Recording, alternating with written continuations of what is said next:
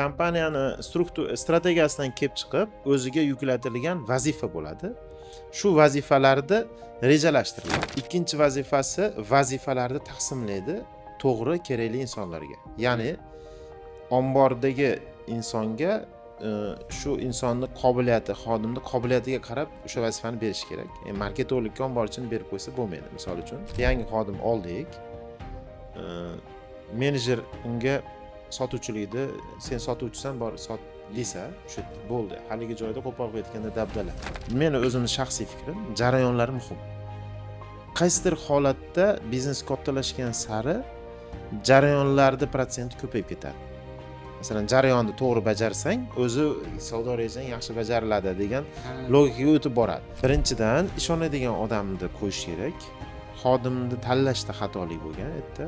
Misol, omborga odam qo'ymoqchi, bitta sexda marketolog odamni qo'yib qo'ydimi, demak bu yurishtirishi, hali o'zini yurishtirishlari, o'ziga e'tibor berib boshqa tomonlama yurishtirish boshqacha bo'ladi. Odamni shubhalantirib qo'yadi o'z-o'zidan. Shuning uchun bu yerda birinchi o'rinda qo'yiladigan masala to'g'ri odamni to'g'ri joyga qo'ymaganligidan kelib chiqadi. Assalomu alaykum do'stlar. Bugun menejment bo'yicha suhbatimizda ikkinchi soni. Bugungi mavzuyimiz menejer nima ish qiladi mavzusida. Biz aka shu bo'yicha suhbat olib boramiz. Assalomu alaykum. Yana bir bor ko'rishib turganimizdan xursandmiz. Albatta tajribadan, bilimlardan kelib chiqib, nazariy bilimlardan kelib chiqib, menejer o'zi kim, nima vazifalar bajaradi? Bozordagi hozirgi dolzarb muammolar bo'yicha Abbosxon savollar tuzgan, shularga birin-ketin javob berishga harakat qilamiz. Iloji boricha albatta hammalaringga manfaatli bo'ladi degan umiddamiz. Xo'p, unda boshladik. Birinchi savolim shu menejer kim degan savolga o'tgan safar javob berib ketdik deyarli. Endi menejer nima ish qiladi o'zi? Yana bir qismini aytib o'tib ketamiz. Menejer bu kompaniya uchun, xodimlar uchun hamda mijozlar uchun ko'makchi inson hisoblanadi. Ya'ni yordamchi inson hisoblanadi.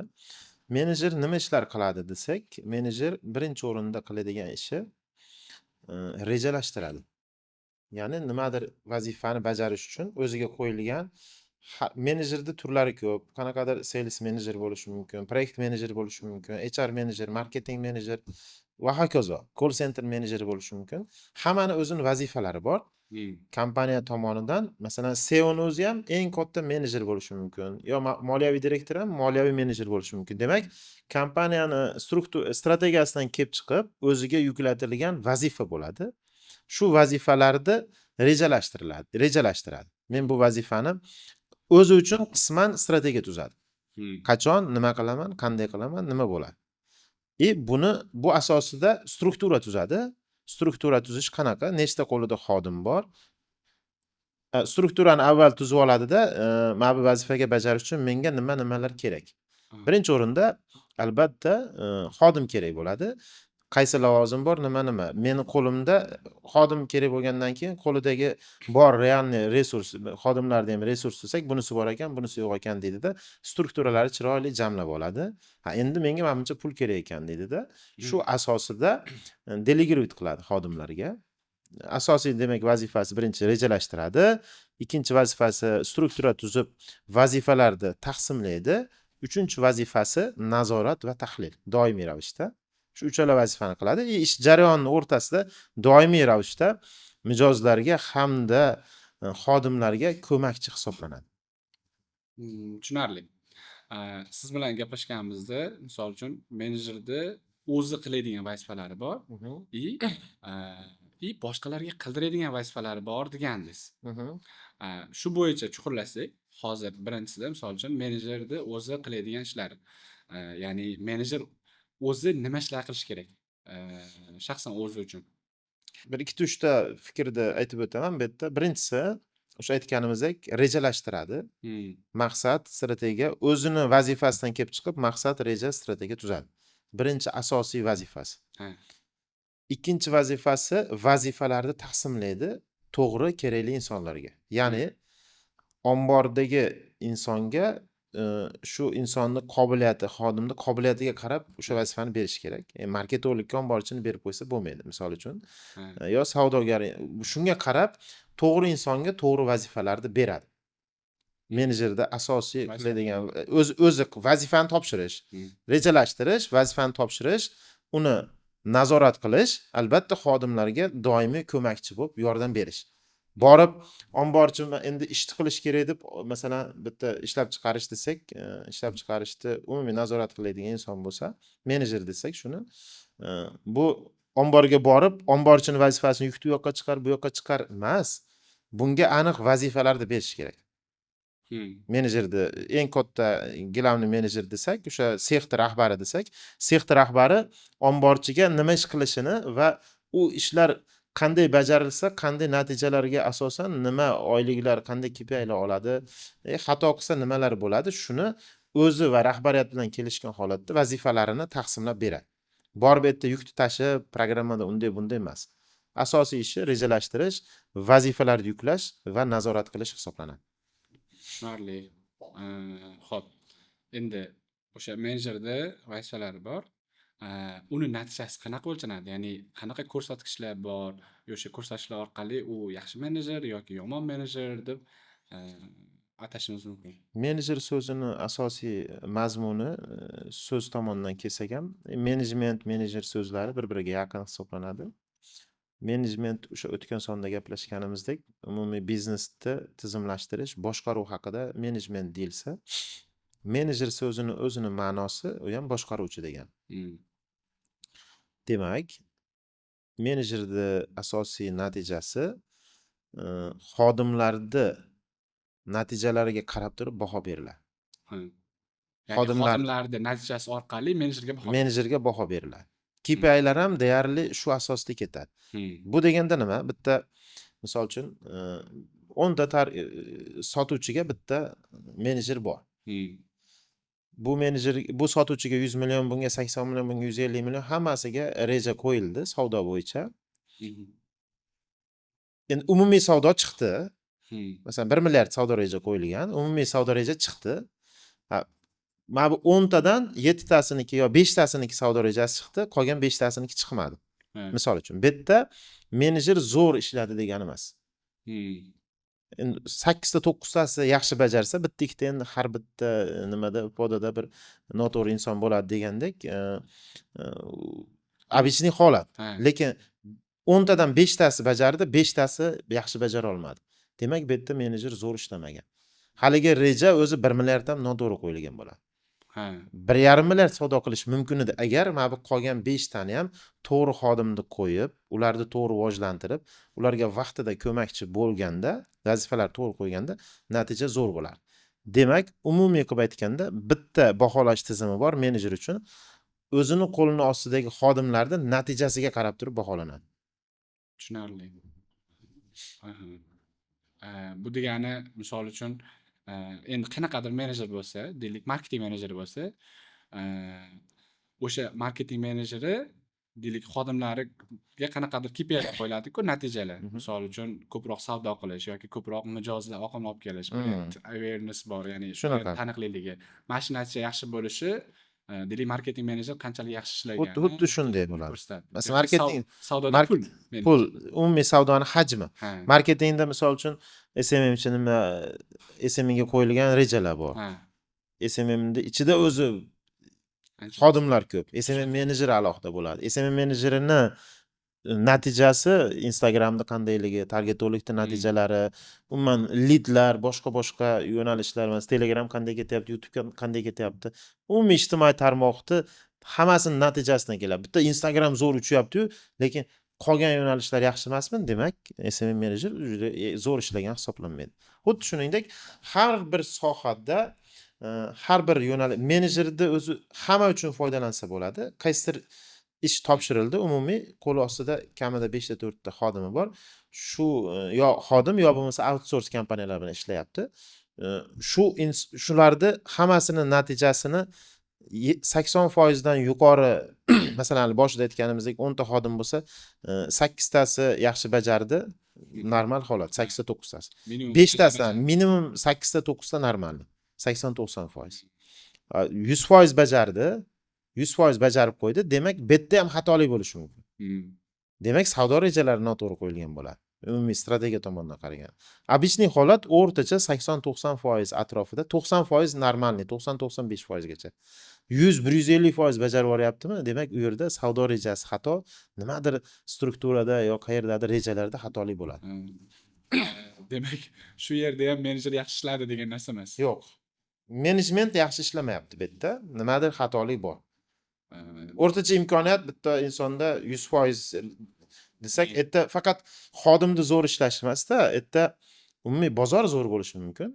Reja noto'g'ri qo'yilgan bo'ladi. Mana kimgadir 200 million reja qo'ydingiz, u 500 million savdo qilib qo'yapti erta. Bu yerda bir xatolik bor. U zo'r ishlaganligi uchun emas, to'g'ri zo'r ishlayapti, tan olish kerak. Zo'r ishlasa maksimum 110% dir, misol uchun 105% bajarar, uni обычный qabul qilsa bo'ladi.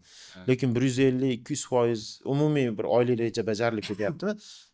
Bir oy bo'ldi, keyingi oy. Endi bir oyda sraz bo'lsa, erta xatolik bo'lmasi mumkin. 2-3 oy kuzatasiz, doimiy shunaqa bo'lyaptimi? Demak, bu yerda potensial boshqacha, bozor boshqacha o'rganish kerak. Bozorda bo'shliq bor, o'rganish kerak. Rejalashtirishda o'zi xato To'g'ri, ketyapti. rejalashtirishda xatolik bo'ladi. Xo'p, keyingisiga o'tsak, o'sha boshqalarga qildiradigan ishlari. O'zi qanaqa ishlarni boshqalarga qildirish kerak, boshqalarga topshirish kerak? Qaysi ishlarni boshqalarga qildirish kerak? Mana sex misolida aytsak, 50 ta odam ishlayapti. Bu yerda sex rahbari bor.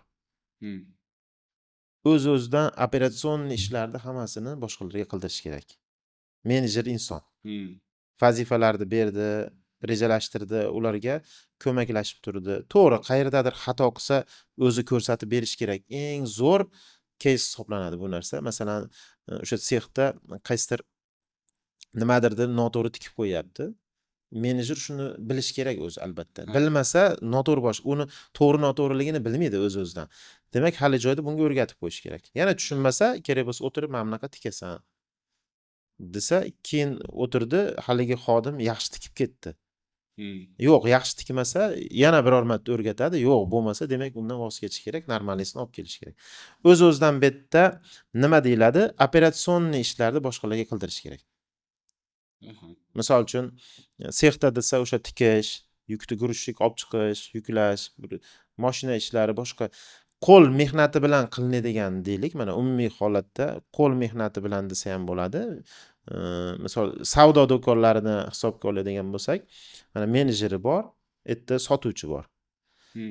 Yangi sotuvchi bo'lsa, uni 100% men aytaman, to'xtamay talab qilaman buni xodim menejerlarimizdan. O'zing bo'sh bo'lsang, sotib ber, sening yoningda tursin bu. Bu hali ko'makchi pozitsiyasi. Ko'rsinda xuddi sendaqa sotsin. Sen zo'r sotuvchi bo'lginki, seni pasingdagi hammasi uzog'i 3 oy ichida zo'r sotuvchi bo'ladi. Undan keyin har qanday xodimni, nima mijozni ko'nglini ola oladi.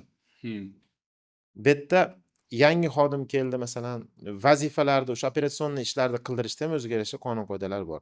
Doimiy ko'makchi bo'lib, uni mukammallik holatiga olib kelib qo'ysa, operatsion hamma ishlarni ular bajaradi. Menejer nima qiladi? Rejalashtiradi, strukturalarni ko'radi, xatolik bormi, vazifalar qanday bajarilyapti, natijalarni oladi. Xatoliklar bo'lsa to'g'rilaydi. Eplolmay turgan xodim bo'lsa o'rgatadi, o'rganmasa ruxsat beradi, yangisini oladi. Xo'p. Biz o'sha ishlarni delegatsiya qilish kerak, ya'ni topshirish kerak dedik. O'zi, misol uchun mana topshirishda qanaqadir aniq narsa bormi? Ya'ni qoida yoki nima? Misol, men menejerman, xodimga bitta vazifani topshirishim kerak.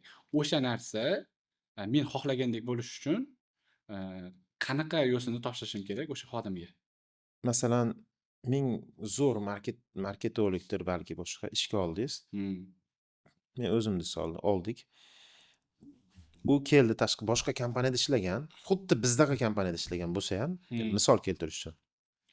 Keldi, unga aniq qonun qoidalarni yozib, bizning qadriyatlar qanday, biznesning maqsadi nima, buni tushuntirib, kerak bo'lgan paytda unga yonida turib birgalashib 3 oy, 4 oy, maksimum balki 6 oygachadir unga ko'makchi bo'lib berish kerak. Undan keyin ishni o'zi 100% olib ketmasa, o'z-o'zidan uni nima deydi, menejer yo bir o'sha vazifasini bajarishga nisbatan qobiliyati yetarli bo'lmaydi. Demak, topshirishda deganda albatta zo'r bilimli bo'ladimi, yangi xodim bo'ladimi, vazifalarni ko'rsatib, ko'makchi bo'lib topshirish kerak. Bo'ldi, men seni mana shu qog'ozda yozilgan mana shuni qil desa, u katta ehtimol bilan yaxshi natija bermaydi. Misol uchun mana o'zimiz do'kon misolida gapirsak, yangi xodim oldik. Menejer unga sotuvchilikni, sen sotuvchisan, bor sot desa, o'sha yerda bo'ldi. Haligi joyda qo'pol qo'yayotganda dabdala.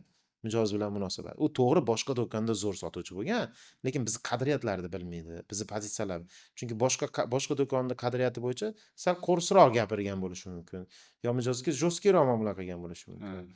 Bizni qadriyat bo'yicha umuman boshqacha bo'lishi mumkin. Masalan, bizda mahsuloting ishlamadimi, qayta olib kel desa, bo'pti, davayt almashtirib ber deyishimiz mumkin. Misol uchun, klient rozi qilish uchun. Boshqa do'kon u yo'q, bor, u yoqqa bor, bu yoqqa bilmayman, men sotganman, olasan degan bo'lishi mumkin.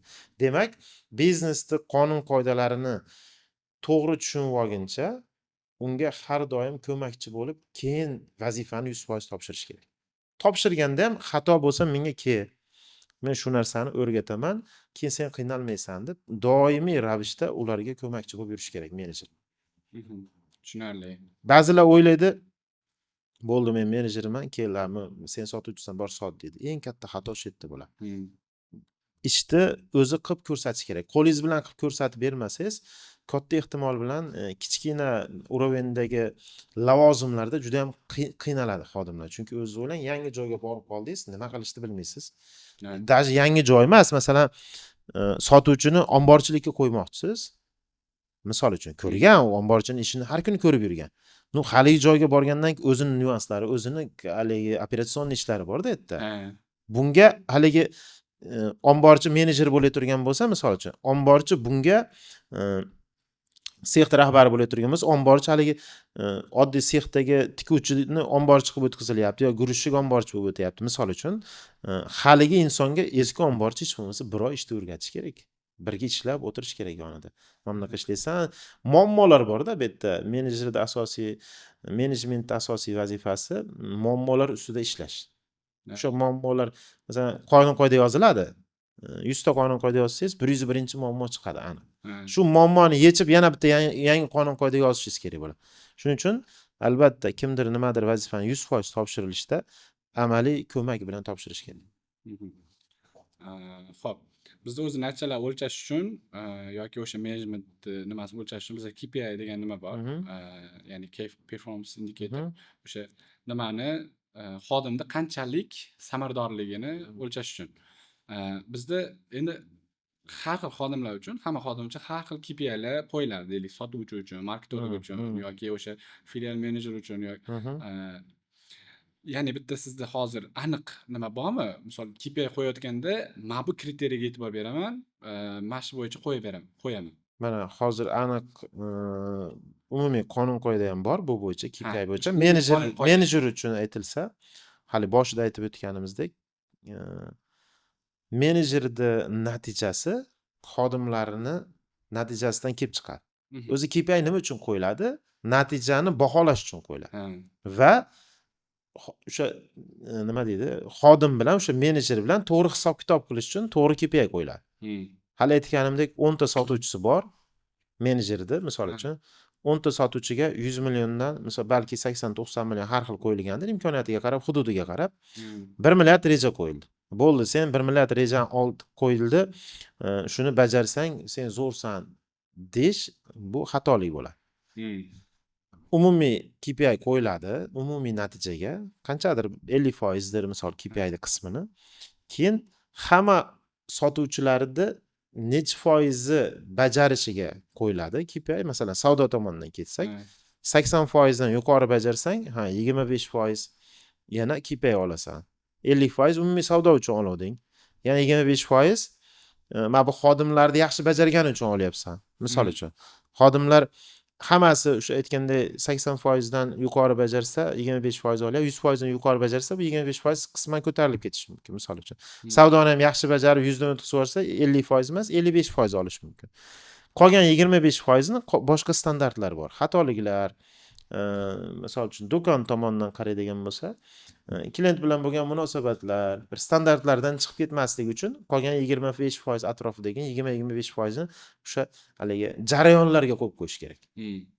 jarayonlarga desa bo'ladi. Endi savdo hajmi, xodimlarni umumiysini ichida yaxshi natija ko'rsatishi, uchinchisi jarayonlarga reja qo'yish kerak. Menimcha o'zi maksimum 3 ta 4 ta atrofidagi KPI hamma yo'nalish uchun yaxshi. Tushunarli. Buni hozir aytganingiz menejer uchun Menejer uchun qilinadi. Endi deylik, menejer o'sha KPI qo'ymoqchi.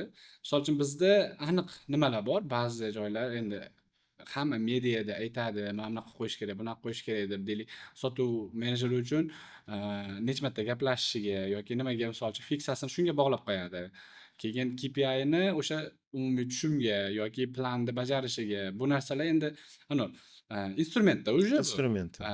men aytmoqchi bo'lganim, deylik, hamma kompaniyada har xil loyalty manager, boshqa narsalar, har xil narsalar bo'lishi mumkin. Yangicha lavozimlar o'ylab topadi kerak bo'lsa kimdirlar. Shu loyihalarga qarab qo'yiladi. Men so'ramoqchi bo'lgan narsa umumiy qoida, ya'ni KPI qo'yish uchun. Misol uchun mana bu xodim vazifasini kelib chiqib KPI qo'yish kerak. Shunga qo'yish uchun nima?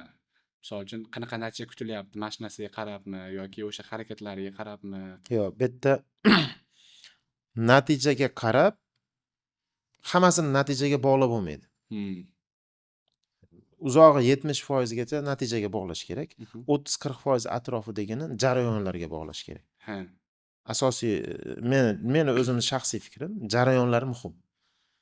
Qaysidir holatda biznes kattalashgan sari jarayonlarda protsenti ko'payib ketadi.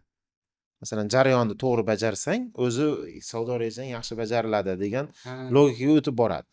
Kichik biznesda boshida majbursiz, chunki ko'chadan jamoa yig'ishingiz kerak, boshqa qilishingiz kerak. Mana jarayonlarni qilsang KPI mana bunaqa desangiz, u siz bilan ishlamasligi mumkin.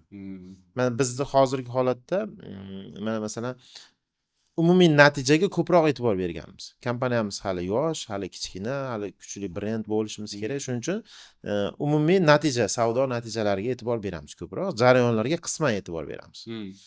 Borgan sari u katta kompaniyalarni kuzatsangiz, ularda HR tizimi, KPI tizimini ko'rsangiz, menejment tizimini ko'proq jarayonlarga pul beradi ular. O'zingiz ham o'rgansangiz bilasiz. Demak, bu yerda albatta 100% natijaga emas, jarayonga beriladi. Boshida natijaga ko'proq berasiz, jarayonga kamroq berasiz. Kattalashib, kompaniya darajasiga chiqib, tizimli kompaniya bo'lib borganingizda jarayonning hajmi kattalashadi, natijaniki kam. Endi menimcha maksimum 50-50 bo'lsa kerak, uzoq.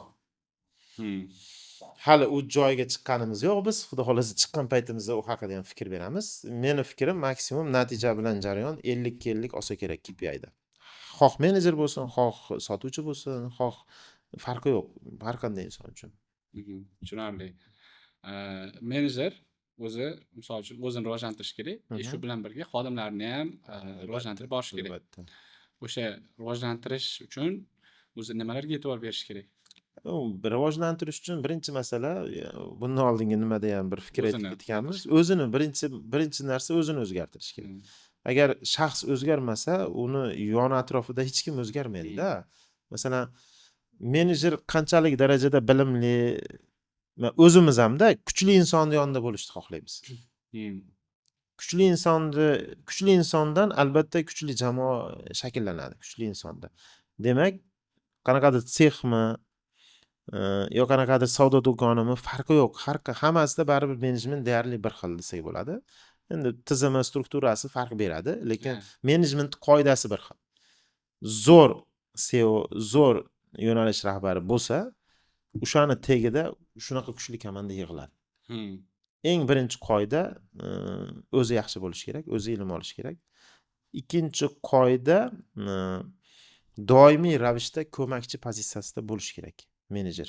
Chunki men haligi aytganimizdek rahbarman, shefman dedimi, pastda o'zi hali ilmli bo'lib rivojlanib, menejmentni zo'r, menejerni zo'r bilsa, albatta ko'makchilikka o'tadi. Bundan keyingi holat ko'makchi bo'lish kerak. Menejer albatta tahlilni bilish kerak, zo'r bilish kerak. Tahlil qilishni, raqamlarni o'qiy olishni, tanqidiy fikrlashni, umumiy holatda biznesda o'sha o'zini vazifalarini qayerga ketib turgan tahlil qila olmasa, harakat qilyapti, nima bo'lyapti desa bilmayman deyish eng katta menimcha bir xatoliklardan biri hisoblanadi. Shu qobiliyatlar ustida yaxshi ishlash kerak. Yaxshi menejer bo'lish uchun ilm olish kerak. O'z-o'zidan undan keyin ko'makchi, ya'ni ko'ngilchan ham deb bo'lmaydi-yu, ko'pchilikka yordam bergisi keladigan inson bo'lib shakllanishi kerak. Uning uchun shu xislatni rivojlantiradigan nimadir kitoblar yoki videolar ko'rish orqali rivojlantirsa bo'ladi. Tushunarli. O'tgan safargi sonda biz menejmentdagi xatolarni gaplashgandik. Bugun hozir menejer mavzusi o'zi menejerlar hozir qanaqa xatolarni qilyapti? Menejerlar hozir birinchi xatosi menejerlikni lavozim deb bilgani. Lavozim insonni buzyapti. Mansab insonni buzadi. Taxminan 90% desak bo'ladi. Mansab tushunib olish kerak menejer o'zi kimligini. Menejer o'zi shu boshida aytganimizdek ko'makchi inson. Biznes bilan xodimlarning o'rtasida bog'lab turadi. Biznes bilan, biznes egalari bilan mijozni bog'lab turadigan. Protsessni bir-biriga yordamchi, qo'pol qilib aytganda. Xodimga ko'makchi berish kerak, mijozga ko'makchi berish kerak, ko'mak berish kerak, biznesga ko'mak berish kerak. Bu lavozim emas. Eng katta xatolik shu yerda. Lavozim deb o'ylayapti-da, balki xonaga kirib, balki do'kon bo'lsa do'konda, balki-da distributsiya bo'lsa 10 ta savdo xodimining rahbari bo'lsa, shep telefon qiladi. Nima bo'lay, qayerdasan, nima qilyapsan? Yo'q, unday emas. Unga aniq rejalar, aniq vazifalar, aniq KPI'lar, aniq ko'rsatmalar, aniq nimalar asosida uni baholashigacha tushuntirib qo'yish kerak-da. Nima qilsa nima bo'lishigacha. Eng katta xatolik bitta o'sha shepni, ya'ni lavozimni yoqib olish orqasidan kelgan. Ikkinchi xatolik menejerlikni o'rganmayapti. Agar o'zi menejerlikda o'zi birinchi xatolik desak ham bo'ladi buni. Menejer kimligini o'rganish kerak birinchi. Menejer bo'lib turib, menejer nima ish qilish kerak? Yo'q, rahbar u rahbarmi, lavozimni biladi, men shepman deb biladi. Ko'p holatda shunaqa. Shuning uchun menejerni o'zi nima ishlar qiladi, menejer o'zi kimligini bilish kerak. O'ylaydi faqat boshqaruvchi deb o'ylaydi. Boshqaruvchi bitta elementi ichida, menejerlikning ichida. Rejalashtiruvchi, tashkillovchi, eng asosiylaridan nazorat qiluvchi, ichida shuning ichida 4-element sifatida boshqaruvchi bor. 5-si tahlil qiluvchi inson bo'lishi kerak, menejer. Bittasini olyapmiz faqat, men boshqaruvchiman deyapmiz, shefman deyapmiz. Nazorat qismini ham qisman olyapmiz, lekin tushunmasdan nazorat qilyapmiz. Sabab tahlil qilishni, analitikani bilmagandan keyin qanday u tushunmasdan turib nazorat qiladi-da. Qilishimiz kerak bo'lgan mas'uliyat qismini olmayapti. Faqatgina o'ziga ma'qul joyini oladi. Yoqaydigan joy. Yoqay, chunki inson tabiati shunaqa-yu, hamma zo'r bo'lishdi, hamma birinchi bo'lishni xohlaydi, endi qanchadir miqdorda. Lekin bizning tajribada shunaqa narsalar ko'ramizki, menejer bo'lsa ham menga kerak emas deb. Ochiq qornim, tinch quloqim deydigan insonlar ko'p. Haqiqiy, yo'q, men qo'limdan kelmaydi deydi. O'zi oldin nimalar ham bo'lgan-ku, ayniqsa sahobalarda yoki yaxshilarda. Men qo'limdan kelmaydi. Xalifa bo'lgan desa, yo'q. Hech qaysisi bo'lgisi kelmagan. Zo'r insonlar bor, zo'r bolalar bor. Menejer bo'lgin desa, aka men mana shu joyda zo'r ishlayapman deydi. Men shu yerda ijod maza qilyapman deydi. Ertalab kelaman, menga vazifani bergansizlar, kechib ketaman, ishimni qilaman. Hayotni menimcha 90-95% inson shunaqa. Endi 80%, 15-20% qaysi tomondaligini bilmaydi o'zi. Menejer bo'lib deydi, men xotirjam bo'lishni xohlayman deydi. Yo'q, menejer bo'lsa, unaqa xotirjam bo'la olmaydi. Xotirjam bo'lish qiyin baribir. Vazifalar yuklatilgan, natijaga qaratilgan umumiy 5-6 ta odamning hayoti unga bog'liq. Endi karyerasi desa ham bo'ladi. O'ylaydiki, yo'q, men xotirjam bo'lishim kerak dedi. Men hammani boshqarishim kerak, ham boshqaruvchi bo'lishim kerak, bemalol bo'lishim kerak. Menga hech kim oshcha topshiriq bermasligi kerak deydigan bir 20% odam atrofida inson ham bor. O'zi qayerdaligini tushunmaydi. Rasm menejer bo'lmoqchi emas, mas'uliyatni olishing kerak, javobgarlik hissini olishing kerak. Nimadir natija qilib berishing kerak. Mas'uliyat, javobgarlikni xohlamaydi, lekin rahbar bo'lishni xohlaydi. Bizda mana shu muammo menimcha o'sha oilada kelib chiqyapti. Ya'ni eng katta problema shu, eng katta muammo. Ya'ni ota-ona o'zimizda ham kuzatilgan holat, misol uchun menda ham ko'p o'tgan bu narsa, biror ish qilayotgan bo'lsak, o'xshamayotgan bo'lsa, sirazi ber o'zim qilaman yoki nima qilaman, mas'uliyatni topshirmaydi yoki ishonmaydi. Misol uchun do'konga chiqarib yuboradi, narsa olib kelsa, o'sha narsani ham ana qiladigan harakatlarigacha aytib beradi-da, qana olib kelasiz, nima olib kelish haqida aytmaydi-da, ana ichidagi mikromenejment bo'lib ketadi hammasi. masalan, menejment haqida bir fikr kelib qoldi shu joyda. Menejment o'ylaydiki ko'pchilik biznes uchun. Yo'q, menejment umumiy hayot uchun o'zi. Butun hayot uchun. O'zingizni to'g'ri boshqarish ham bir menejmentning bitta turi. Hmm. Oilani to'g'ri boshqarish ham bu oilani boshqaruv menejmentini tushunishingiz kerak. Oilada siz menejersizda.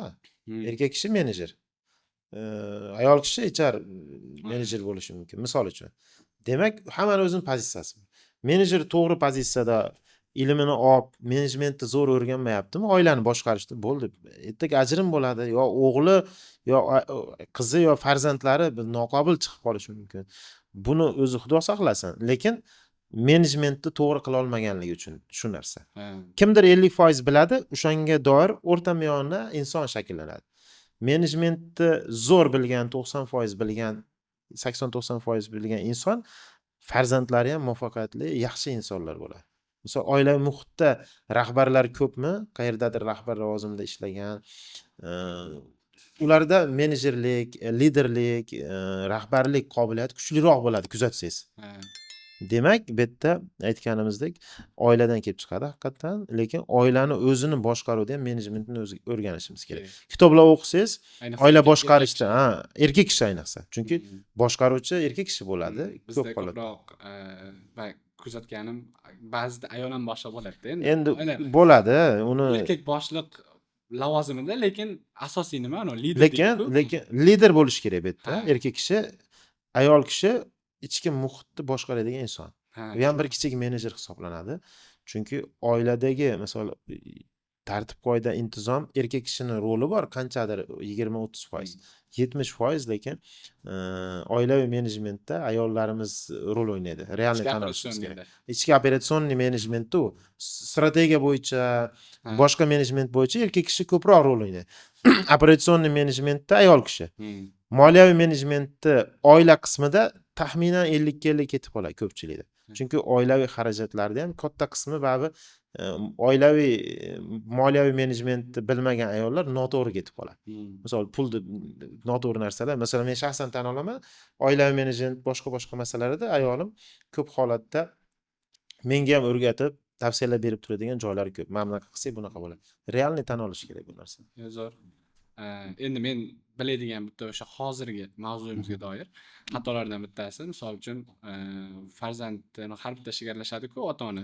Deylik, misol, biznesda ham rahbarlar xodimlarini har bitta ishiga mikromenejment bo'ladi. Bitta vazifani beradi, keyin qilib o'tirgan joyida qanaqa qilish kerakligini ham aytadi-da. Bitta joyida xato qilib ketib qolsa, darrov urishib beradi yoki murakkab vaziyat borda bu yerda. Yangi loyiha boshlaganda u ham xodimni imkoniyatidan kelib chiqib, qayerdadir qiynalsa, mikromenejmentga tushish kerak. Yangi loyiha boshla. Doimiy qaytariladigan narsada umuman mikromenejmentga tushib bo'lmaydi. Masalan, bu nima desa bo'ladi? Yangi loyiha boshladingiz, albatta doimiy savol bo'ladi yerda. O'sha paytda iloji boricha vazifani yuklagan tushuntirish kerak.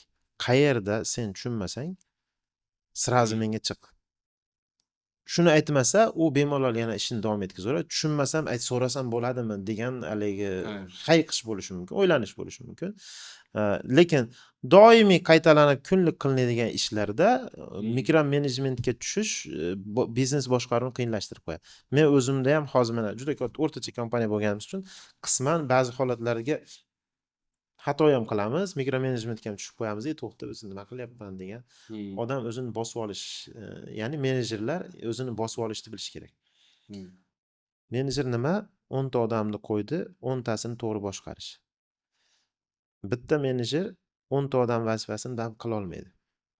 Misol, eng katta masala aytadi-yu, sen hozir 1 so'm 10 so'm topay turgan bo'lsang, keyingi 100 so'm topmoqchi bo'lsang, sen o'zi maksimum 20 so'm topasan, lekin 10 ta odamga, misol uchun 5 so'mdan pul topsa, sen o'zi 10 so'm topadigan imkoniyating bor. 10 ta odamga 5 so'mdan pul topkizib, 50 so'mga chiqarishing mumkin. Menejmentni to'g'ri qo'yib. O'zing ishlasang, uzoq 15-20 so'm topasan. Demak, bu yerda realniy tan olishimiz kerak. Qo'l ostimizdagi insonlar nima uchun u yerda ishlayapti? Bizdan imkoniyati nisbatan pastroq bo'lganligi uchun. To'g'ri, mutaxassis o'laroq qaysidir yo'nalishlarda kuchli bo'lishi mumkindir. Ha. Lekin pozitsiya nuqtai nazaridan bekorga o'sha yerda emas hozir. Agar kuchli bo'lsa 2-3 oy ichida seni o'rningga chiqadi, sen teparoqqa ketishing kerak. Agar ketmasang u boshqa kompaniyaga ketib chiqib ketadi. O'zi anaqa borku, shaxsiyat tomonidan kuchli odam sizni qo'lingizda, agar siz shaxsiyat tomonidan kuchli ishlamaydi. Ya'ni deylik ko'pchilik tushunib, xullas Ravshan aka bilan bo'lgan podkastda aytdi, gapirilganda aytyapti-da, nega o'zi menejer o'zidan kuchli xodimlarni ishlatadi. To'g'ri, o'zidan kuchli xodimlar ishlatadi. Bu mutaxassislik tomonidan. Menimcha, misol, deylik, men marketolog sifatida ishlayapmanmi, menejerdan marketolog sifatida kuchli bo'lishi mumkin, lekin katta ehtimol bilan shaxsiyatda balkim kuchsizroqdirman. Aniq. Ha. U aniq fakt. Chunki siz undan kuchli bo'lsangiz, uni tagida ishlagingiz kelmaydi. Albatta, masalan, oilada ham erkak kishi kuchsiz bo'lsa, chunki har bitta xatosini ko'rib muammo kelib chiqadi. Xuddi shunaqa boshqaruv o'laroq u sizdan kuchli bo'ladi.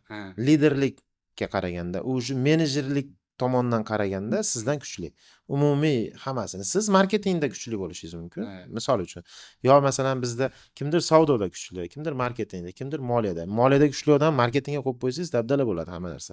Chunki pulni qisish bilan ovora bo'ladi-da u. Aytmoqchimanki, bu yerda tepadagi menejer, masalan, SEO sifatida aytadigan bo'lsa, marketingni ham qisman bilish kerak. Savdoni ham bilish kerak, mohiyatni, moliyani ham, HRni ham hammasini bilish kerak, standartlarni ham boshqa narsa.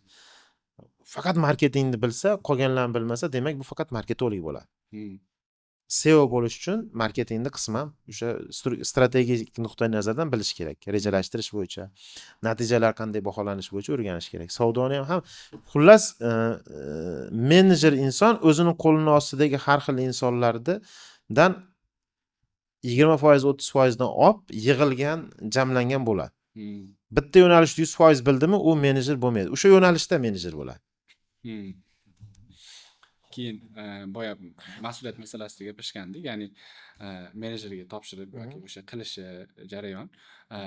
Meni fikrim bo'yicha, misol uchun, menejer deylik yoki o'sha topshirilgan nimada mas'uliyatni olishda, misol siz menga birorta vazifa bersangiz, vazifani olaman, o'sha nima vazifa? Keyin natija. Ya'ni menejerga shuni berish kerak deyman-da, natija olib borish yo'l. Endi u natijaga qanaqa qilib borish, bu mas'uliyat topshirilgan odamning zimmasida.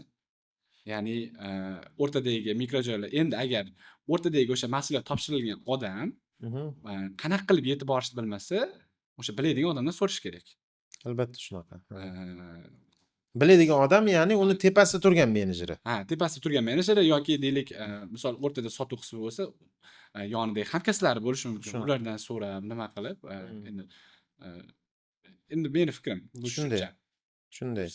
No, lekin masalan, bu yerda mana jarayonlar deyapmiz-a. Bitta eng katta menejer undan keyingi marketing menejeriga topshiriq vazifani berdi.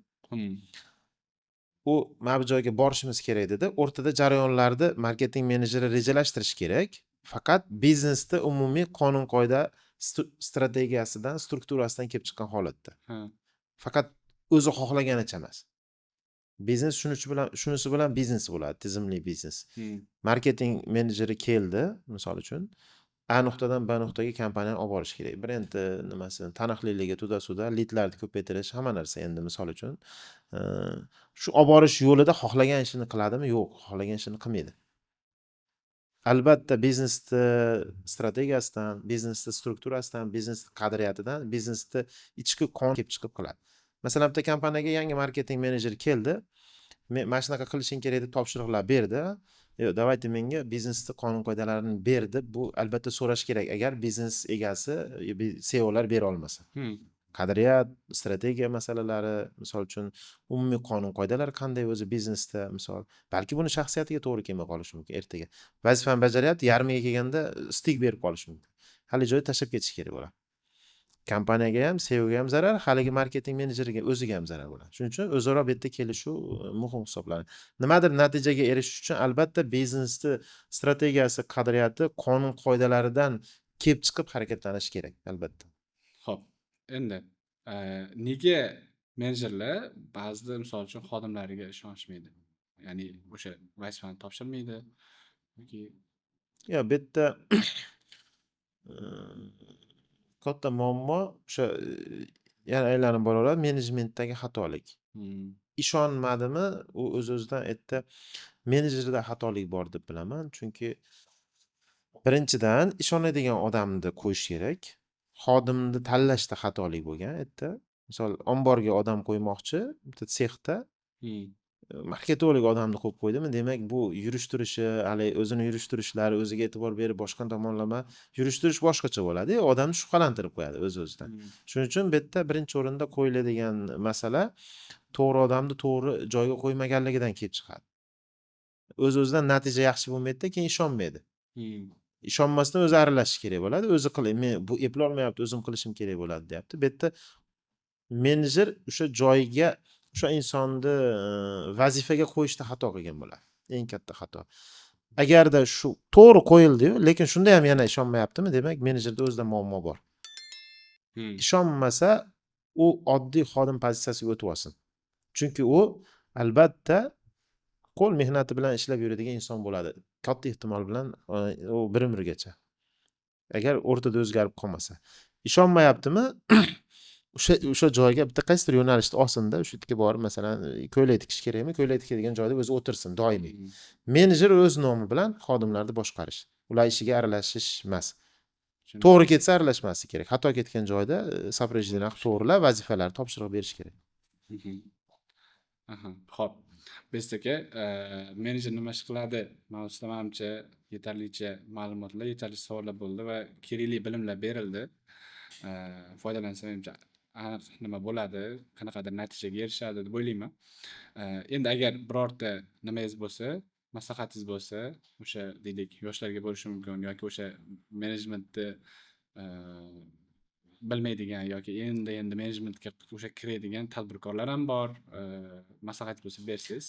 Albatta, albatta yaxshi bir fikr bor. Men o'zimni qarashim balki foydalansa bo'ladi. Misol uchun, oxirgi 5 yilda top kasblar ko'payib ketdi. Mobilografdir, SMMchidir, marketolog, HR mana topga chiqdi. Oldingi biznes madaniyati bilan hozirgi biznes madaniyat umuman boshqacha bo'lib ketdi. Tizimli, oldin diktatura, rahbarlik, topshiriq bo'lgan.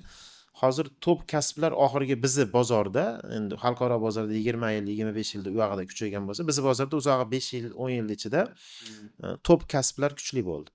Faqat ular mutaxassis o'laroq bilim olyapti hozir. Yoshlarimizda xatolik. Nimadir? SMMchilikda mutaxassis o'laroq olyapti. Marketolog bo'lish uchun faqat mutaxassis, ya'ni marketing nima ish qiladi? Masalan, marketolog g'oya qilish kerak, unday bunday, qaroq shunaqa. Tavsiya bergan bo'lardim. Menejment alohida kasb bu. Marketolog bo'lasizmi? Bu albatta boshida bitta oddiy marketolog bo'lasiz. Ertaga kelajakda 30-40 ga kirganda yaxshi natija, yaxshi daromad topish uchun nechtadir odamni boshqara olishingiz kerak. Marketologda ham o'zining jamoasi bo'ladi. Jamoasi bo'ladi-da.